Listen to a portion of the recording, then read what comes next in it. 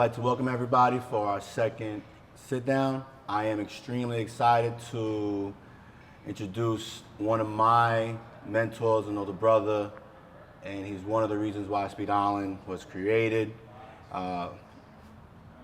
Derrick Adkins. Derrick Adkins is an Olympic gold medalist, 1996 for USA, 400-meter hurdles, and I'm extremely excited to have him here today. So, Derrick, I just want to thank you for stopping by and, having a sit down with me. No problem. Glad to be here. Appreciate it. So, Derrick, we go way back. Like, I was a junior in high school, literally 11th grade. And the first time Was that like 01 or 02? You know? I mean, I don't want to say my Oh, age. you don't want to say? I'm sorry, I wasn't supposed to ask that. It was 2001. It was 2001. Okay. It was 2001, right? All right. But the first time I met you... Well, I'm a lot older, so don't be... All right, you're right. But the first time I met you, it was 7th grade. Really? I don't remember that one. Yeah, because that was after you won the gold medal. Right, and I came to the school. And you came to the school, and you did a speech to everybody, answered a couple of questions, and then everybody got to shake your hand. Okay. So that's the first time I met you. I didn't know who you were. Like, I knew who you were, but the first time I met you. And then it was junior year, high school, and everybody knew who you were. And I remember you showing up, and I was like, oh, wow, Derrick is here. And Coach Britt was like, whatever he says, you listen. And I was like, all right. So what was your experience like when you came back? Right, so for me, I left Malvern, I graduated '88. And then I went to Georgia Tech, and it took 5 years for me to graduate. And then I stayed down there for an additional 8 years to train for international competition. Okay. So I was down in Georgia for 13 years total. All right. And then I came back right when I was retiring from competition. I came back, and it's funny, like, I came back, and our mentors, I call them the OGs now, whether it be Coach Britt, Mr. Nanton. I remember going to Mr. Nanton's house, and he pretty much just told me, I'm gonna be helping the kids. I mean, and that's how it is with Lakeview Youth Foundation. Like, it's not really a question. Nobody's gonna ask you. They're gonna tell. We don't care if you traveled the world, won gold medals. You're just gonna be helping the kids. You're gonna be helping these kids. And Lakeview and Malvern. So, he's telling me to show up to the skull session for the football team, come talk to the track team. So, and of course, I wanted to anyway. Yeah. So then I just connected with Mr. Nanton and Mr. Britt. And then I just really started showing up to practices. So I was just pretty much standing alongside Mr. Britt as he was coaching you guys. Okay. And that was like a really funny experience because y'all were so funny. So we had no track etiquette whatsoever. Because we just ran track to get faster for football. Right. That's all it was. That's it. So Coach Britt used to just shake his head and just laugh. I used to laugh too. Yeah, they because I remember, because you know what, like, no track etiquette. I think of how we were, and it's funny because we really didn't know what we were doing. Because for me, I came from a baseball background. Right. So in baseball, you would bring up your socks all the way up to your knees. Yeah, all of that. Right. And that's what I did with my warm-up suit. I had these knee-high orange socks. Right, thinking I'm killing it. I had my JanSport with my little sewn Puerto Rican flag in the back. And then my teammates had on jeans and Timbs. Right. Yeah, let me tell y'all, when I decided that I loved Onix and his crew, I started going to meets with y'all. And I would get on the bus, get on the bus at Malvern, and we go to Mitchell Field where the meets were. And I would look at y'all get on the bus, and you had on jeans and Timberlands. It was you, Marcus McFarland, and a few other guys. And I would say, what are y'all doing? Y'all would get to the meet, take off the jeans and the Timberlands at the track, put on track clothes and start racing, and then win, like doing well in Nassau County. So that's the day I said, I really like these guys. This is hilarious. Because it wasn't about looking pretty. Right. We just wanted to compete. Yeah. And y'all and you guys had a lot of heart. you had a lot of love on the team. And I say, and I've told you before, like, it's kind of personal. People say it's not business, no, it's not personal, it's business, but it's kind of personal. Absolutely. And I know people can discern the love that you have for myself as an older brother, Coach Britt as a second father, Coach Nanton, Coach Brewington. We're a unit and we're a family. Yeah. And what I liked about your crew is that I could tell that you all were a unit. You were more than just teammates. And you were coming together to accomplish a mission of winning, especially I remember watching y'all do the 4x1s of just really making a name for yourself on Long Island. And it reminded me of my crew in 1988. Yeah. So that's another reason why I liked you guys. No, I appreciate it. It was a special time, and it was special for me because when Cobra Britt took me in, and when you put me under your wing, I was going down a very dangerous path as a young man in the streets, and I never forget. You know, it was after the friendship games. I ran like 6'4", and that Monday, after practice, Britt said he got down on his knees and said, "Onyx, for this old man's heart, can you please listen to me? Right. Okay, stop." And I'm like, "Wait, this is Coach Britt. Right. He Coach Derrick Adkins. He has all the credibility in the hood, Right. and not just in Lakeview, all over Long Island. Like, he was the guy, right? Right. And I was like, for him to do this, he must see something in me that I don't see. Right. So I stopped all that extra shenanigans. I mean, there was more to come. Yeah. Right. And he just changed the whole trajectory of my life as a young man. So I take Speed Island personally because of the mentors that I've been fortunate to have. Right.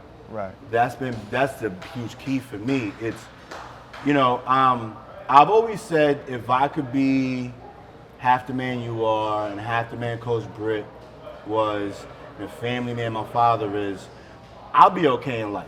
Okay. And that's always stuck with me. And even now, I have Ron Wilson, I have Goran, who's been amazing with the Speed Island stuff. Like, I just been blessed with mentors, but mentors that has done it at a high level, and not, but are also, they have a love and a passion for the athletes that they impact. Right. And that's something that's always stuck with me. So that's why when I say this is personal and it's a passion and there's a love for it, people don't really understand me because they don't know how deep it really gets or how it really is. And let me tell you, so when I got back, I tell you, I connected with Mr. Britt and Mr. Nanton, and they immediately started talking about you. And they said we have this hothead on the team. He's always getting in trouble, but they directly called you out, meaning to me, saying we need to work with him and get him right. So it's funny that you might have been getting into a little bit of trouble, but they immediately took to that and saw it as a positive thing. We could take his energy because he's feisty, and you have to be feisty when you're working your way to that finish line. We could take his energy and hone it into running fast or playing well in football.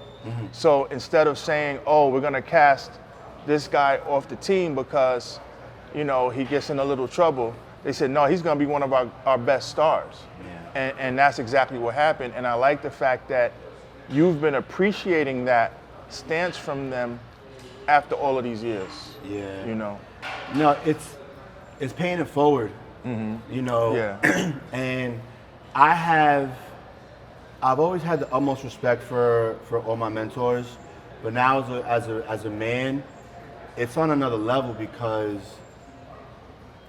I'm still figuring out how to have that balance. Okay. And it's so difficult. Right.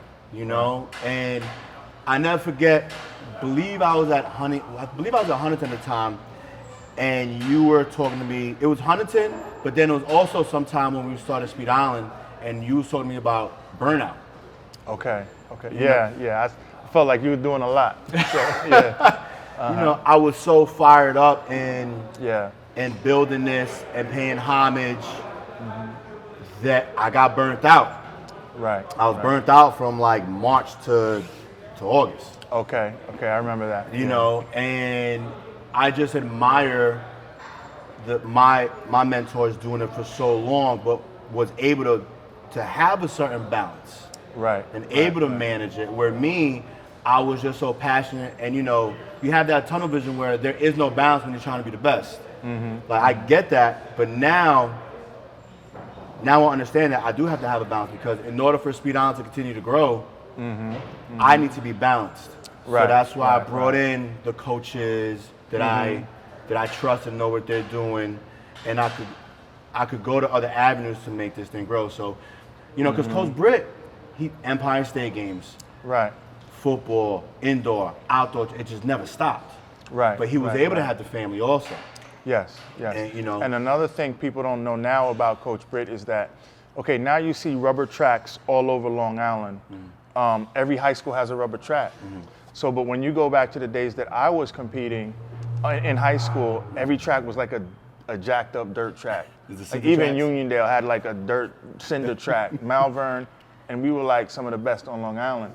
So basically, what happened was that Mitchell Field had the only rubber track.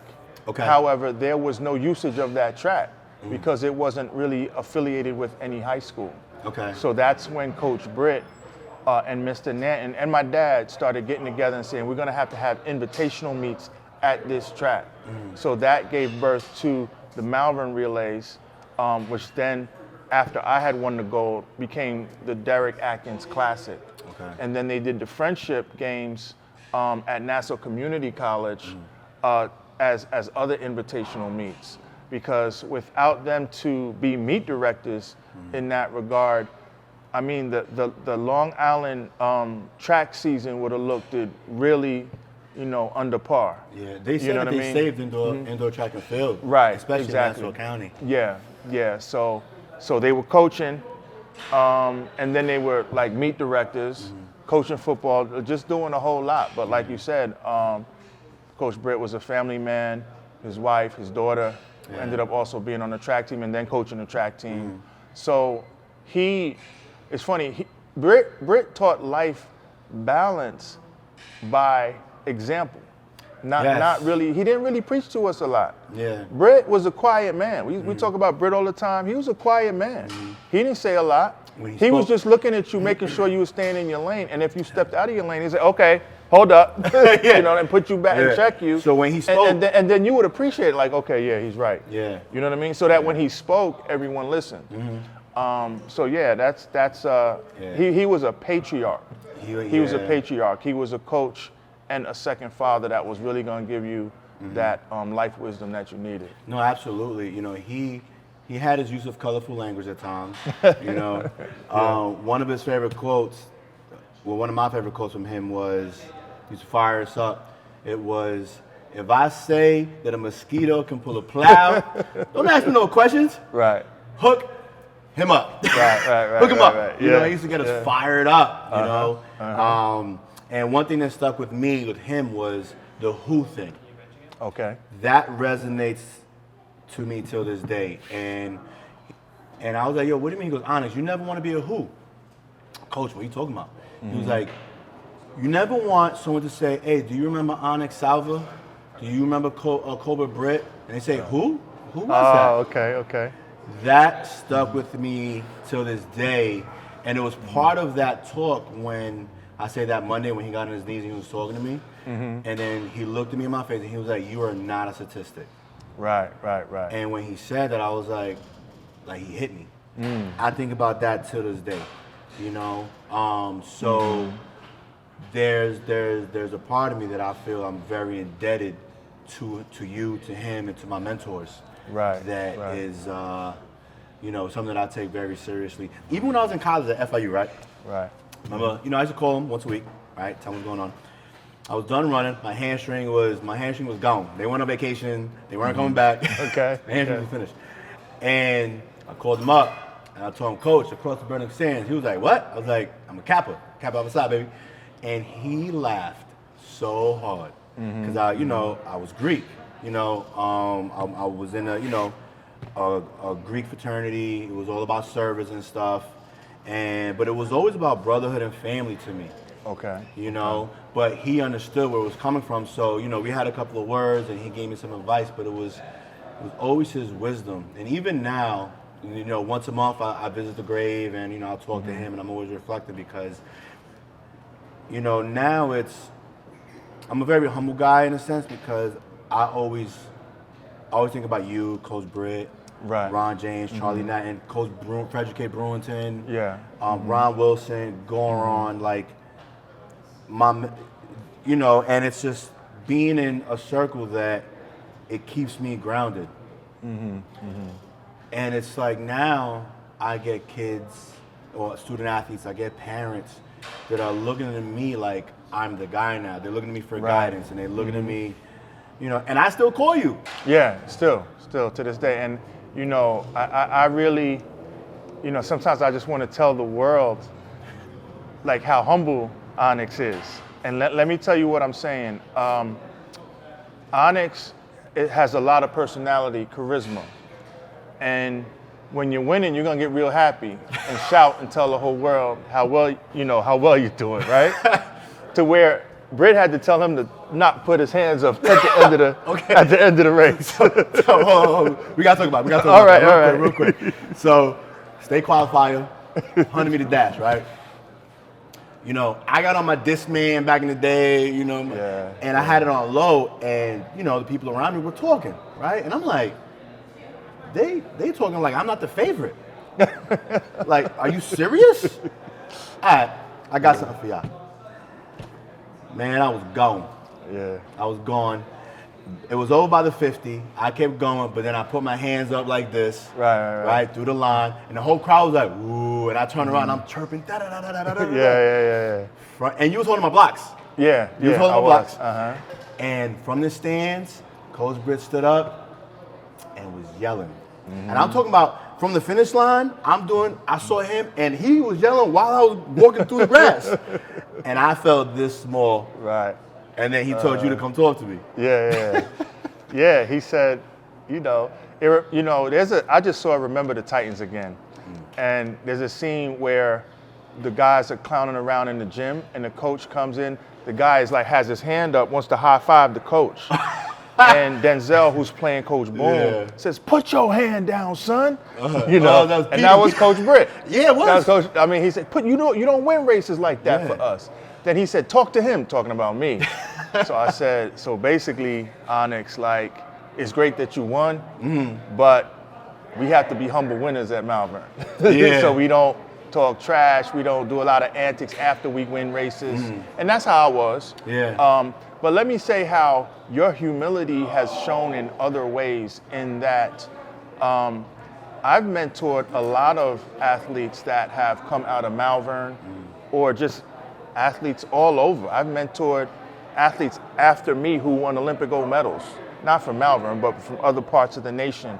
I've never seen an athlete that shows as much appreciation for the guidance that I gave or that Coach Britt gave than you.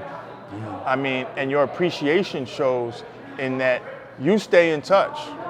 You know, you continue, and if Coach Britt was here, you would continue to call Coach Britt weekly and show up to the house. Absolutely. And give honor and respect. Like, your humility shows in the fact that every major decision you make, you call me to run it by me, to see what I think. Now, a lot of young adults, once they graduate from college, tend to get really full of themselves, real cocky. You know what I mean? And they feel like they don't need their mentors anymore. And they feel like they have ideas, and they know they're gonna make their idea work. They don't need any consultation, any counsel, or anything like that. But you're not like that. You run stuff by me. You run stuff, if Coach Britt was here, you'd be running it by him before even creating Speed Island. You know, you run stuff by Coach Natton and Coach Brewington. So that has impressed me over the course of all of these years. Like, you just stay in touch. And when you're the mentor, what's gonna happen is that you forget about all the young people that you have helped. So it's hard for the mentor to always call the mentee, you know what I mean, and stay in touch, because there's too many of them. So it's really up to the mentee to call the mentor and stay in touch. And you've done a great job of staying in touch continuing to ask for guidance, because like I said, a lot of young adults feel like they don't need any guidance. And then your humility also shows in the manner in which you seek further coaching education. I've never seen a young coach always willing to educate themselves more, whether it be through USATF Level 1 certification, Level 2 certification, Level 3 certification. You went to a sprint guru down in Texas named Vince Anderson. Yeah. On your own dime, you took time away from work to get tutelage from him. A lot of young adults would be like, I don't need no Vince Anderson, I know what I'm doing, you know what I mean? So that's where your humility has shown, and that's why you are where you are, you know, because of, you really listen to advice of other people, the experts, and I think it's a great thing. So I've been inspired just watching you, and you give me so much honor that I'm looking like, I don't even know what I did. Like, you know, you're doing all of this. And I mean, this is my first time at Speed Island, you know, at this wonderful center. Like, Onyx is doing all of this on his own. But another thing I like about how you've done things is that you created your own way to coach kids, right? You didn't learn a lot of these techniques you're sharing with kids. You didn't learn that from Coach Britt or me. I'm talking about the physical techniques. Yeah. These are things that you learned on your own due to your study of sprint mechanics and taking advanced courses.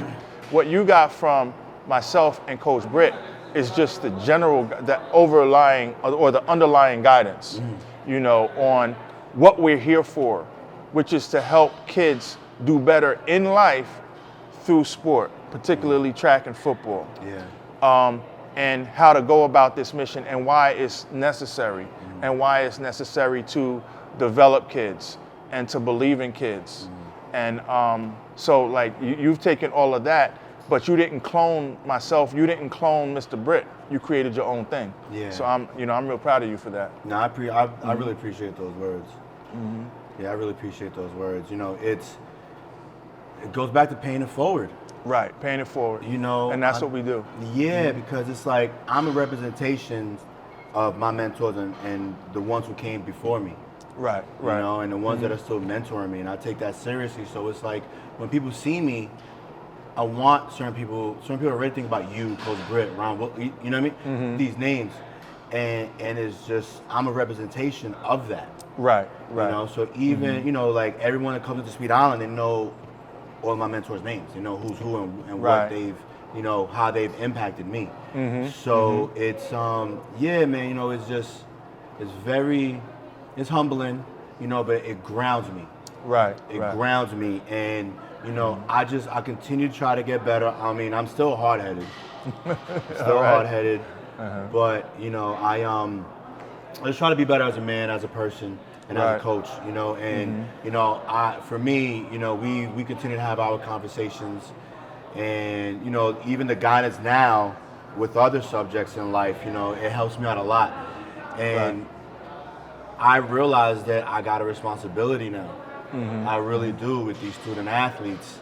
Right. And one thing that draws people to here is that atmosphere that I created here, but it stems from Coach Cobra Britt, you, Charlie Nett. You know, that's where it stems from, and it works. Right. It really works, you know. And like I said, it's not easy. Right. I know it's not. I said it before, you got to have a real love and passion for this thing, because if not, it's not going to work. There's a lot of dark times that you got to get over. There's a lot of hurdles. There's a lot of adjustments. And then you have to grow as a person in order for this to continue, but in a way that you ain't driving yourself crazy. Right. Because this is not easy. You know, talk about, you know, I love to laugh. I got a personality. I'm smiling all the time. You know, but this is a grind. And that's why everybody that comes in here, they know what the standard is. Right. And I would not, one thing is, I do not want to let you down, Britt down, Goran down, Brew down. Like, I'm not doing that. So that's why I take this as serious as I can. Yeah. All right, so Coach, tell me about, your mentors and winning the gold medal. Yeah, so when it comes to me, I owe my gold medal to my mentors from when I was 7, 8 years old, coming out of Lakeview, New York. We're talking about a man named Norris Francis, who started the first track club for youth. It was called the Lakeview Speedsters, along with my dad, who was the assistant coach of Malvern High School. I played football for the West Hempstead Generals, coached by a great man named Ron Mason. There was another coach in Lakeview that helped us out named Alan Coles, who just got inducted to the Armory Hall of Fame. I mean, there's a long list of people who have helped me. There's Norm Tate, who's an Olympian, who helped me hurdle and jump when I was like in middle school. So, and then of course there's the legendary Coach Britt, who helped me. There's Dr. Leisner, who was a personal trainer. There's a long list, so it's not just about Derrick Adkins winning a gold medal. It's all of these people who have given me tutelage to where when I got to Georgia Tech in 1988, I was fully prepared, afraid of no one, afraid to race no one. And I just took it from there. I became one of the best in the collegiate ranks, went pro, became one of the best in the pro ranks, won the American championships, world championships, and gold medal. But it all starts with how I was raised way back coming from Lakeview. That's awesome. So Derrick, tell everybody, I know, but tell everybody what you've been doing recently. So now I coach. I coach a team of adults. We call it Open and Masters Track and Field, the Central Park Track Club. My youngest athlete is 21. My oldest athlete is 72. Oh, wow. She's one of the fastest 70-something-year-olds in the nation. But then I have a few athletes who are in their 20s, and they'll be shooting for the Olympic Games in Paris in 2024. Awesome. So I have just 2 or 3 who have that type of potential. Okay. And then I also do some advocacy for clean sport with USADA, which is the United States Anti-Doping Agency. Okay. And that's just about advocating for clean sport and encouraging athletes to, go out there and try to conquer, but do it clean. Stay away from all of those performance-enhancing drugs and so forth. So I do some traveling. I go out of town to talk to mostly elite athletes about the necessity of competing clean. No, that's awesome. Staying in the sport, giving back. Being still having your hand in it. That's important. And it's like I said before. I just appreciate you still mentor me till this day. I call you, Derrick, what do you think about this? What do you think about that? This is a situation. How should I do this? How should I do that? And you just continue to guide me and mentor me. And, Speed Island is also, paying homage to you as well, because you've been a big brother. And you receive, everybody knows I'm not like a harsh guy, but I will give some correction. Not that I will check you hardcore, but I'll be like, nah, I don't think you should do that. Or, and you receive it. You say, okay, I won't do it. And I'm kind of like the Onix Salva whisperer, because I have to calm him down. Y'all think he's wild, he'd be wilder without me. So, but I love how you receive the correction and still take what, me and others teach you, and then you just kind of do your own thing with it to where we're just proud of you. No, I really appreciate that. It means a lot, because, like I said, I just try to be the best person I could be, best man, coach, mentor that I could be, and I'm always thinking about you and my mentors, and that keeps me grounded. So, hasn't even been a year yet, a lot more to come, and, so I'm just very thankful. We got some shirts up here. We got some Speed Island breast cancer awareness shirts that we've been handing out over here. It's the month of August, so we just try to do things a little differently. And the main thing is family. Yeah, that's what it is. I don't have a family of my own yet. I don't know what the Lord got in store for me. Who knows? But being around Speed Island, being around you, my mentors, it's very fulfilling. So I appreciate you coming down today. All right. All right, everybody. Thanks so much for tuning in. Hope you guys enjoyed it.